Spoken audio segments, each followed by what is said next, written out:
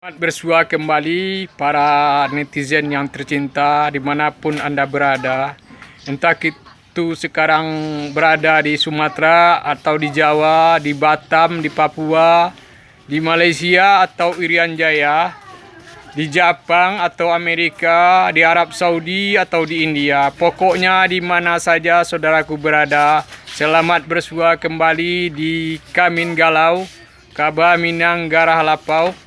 Saudaraku, kenapa saya selalu bicara tentang lapau dan lapau dan lapau terus? Mungkin saudara pengen tahu kenapa saya bilang lapau ke lapau.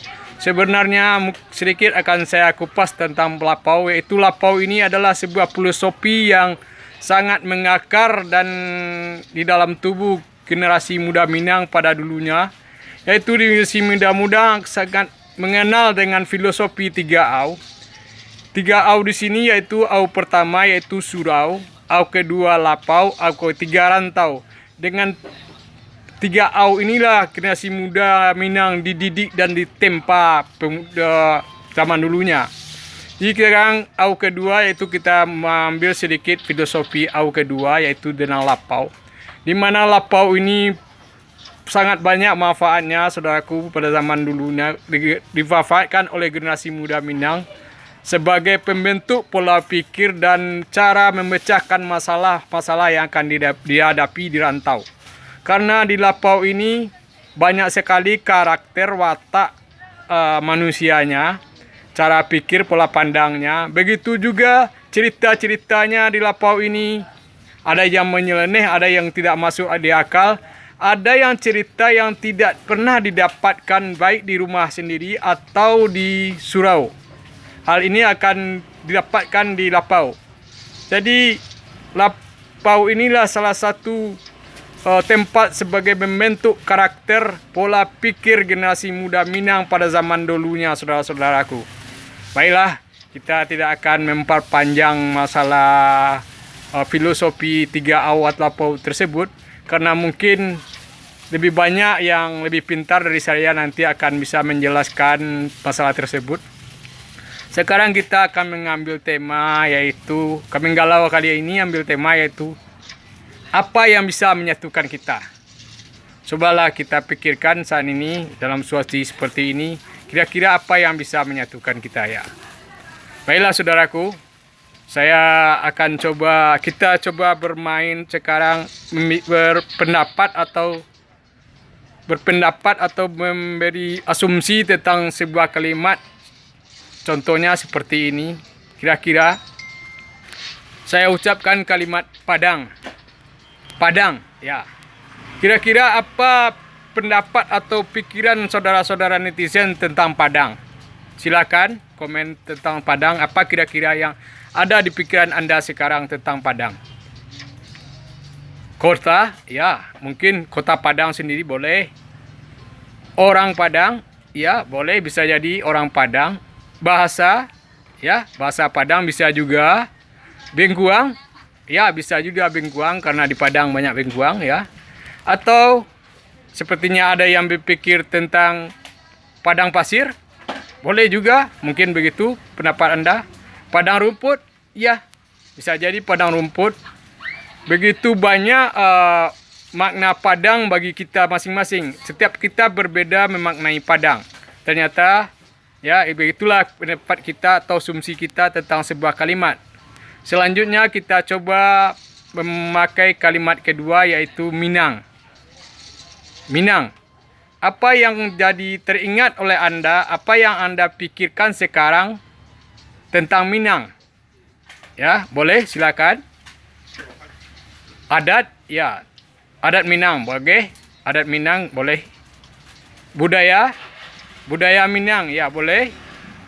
Agama, ya silakan. Agama juga boleh. Tradisi, ya boleh. Bahasa, boleh. Wilayah, boleh. Ya, setiap kita punya pandangan atau pendapat masing-masing tentang Minang.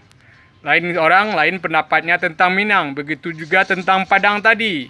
Setiap orang, baik yang besar yang kecil, apapun pendidikannya, sama pun keluarganya dalam keluarga yang sama pun sekalipun, dalam satu pendidikan yang sama sekalipun akan berbeda pendapatnya tentang Padang dan tentang Minang. Jadi di sini jelas kalau Padang dan Minang ini tidak bisa menyatukan kita. Seperti juga agama. Agama tidak akan bisa menyatukan kita. Karena kenapa? Karena setiap kita berbeda cara memahami agama. Apalagi memahami agama orang lain. Sedangkan agama kita sendiri, kita berbeda memahaminya. Ya, begitu juga tentang darah. Darah kita pun berbeda memahami tentang darah. Ada yang menganggap saudara. Ya, setiap kita berbeda akan memahaminya. Begitulah pola pikir kita tentang pemahaman kata-kata. Lalu apa yang bisa menyatukan kita? Coba sekarang apa kira-kira yang bisa menyatukan kita? Ya, baik kita beda agama, beda suku, beda bahasa, beda budaya, beda agama, beda apa saja. Apa kira-kira yang bisa menyatukan kita? Kita coba ya. Kita coba sekarang. Coba Anda pikirkan tentang rendang. Ya, coba Anda pikirkan sekarang tentang rendang. Ya, apa yang Anda bayangkan dengan kalimat rendang tersebut? Ya, semuanya menjawab kalau rendang itu adalah masakan terenak di dunia dan diakui sebagai masakan terenak di dunia. Ya, semua orang mengakuinya itu. Apapun agamanya, apapun budayanya, apapun sukunya, apapun bahasanya, apapun tingkat pendidikannya, apapun dia umurnya, semuanya mengakui bahwa rendang itu terenak di dunia dan membayangkan ternyata kita semua membayangkan rendang itu dalam suatu konsep yang sama, yaitu masakan terenak di dunia.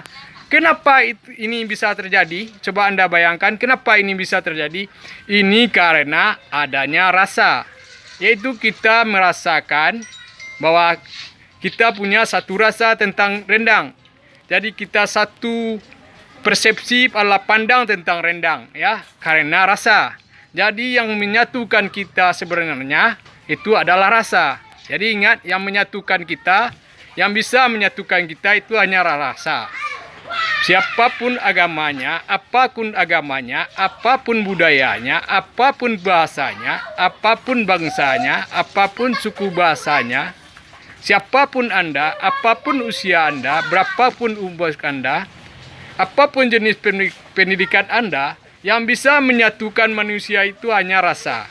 Ya, hanya rasa yang bisa menyatukan manusia. Jadi ingat saudaraku, maka dari itu, marilah kita hidupkan kembali rasa kita, rasa sebagai manusia. Di mana rasa kita sebagai manusia itu, rasa sakit kita itu sama, rasa senang itu sama. Jadi sekali lagi saya ingatkan, yang bisa menyatukan manusia di atas dunia ini, yang bisa menyatukan kita hanya rasa. Misalnya sekian yang dapat saya sampaikan. Terlebih dan terkurang saya mohon maaf. Jadi jangan lupa subscribe channel YouTube saya Sultan Radio Pamunjak. Terima kasih sekali lagi. Subscribe channel YouTube saya Sultan Radio Pamuncak ya. Terima kasih. Assalamualaikum warahmatullahi wabarakatuh.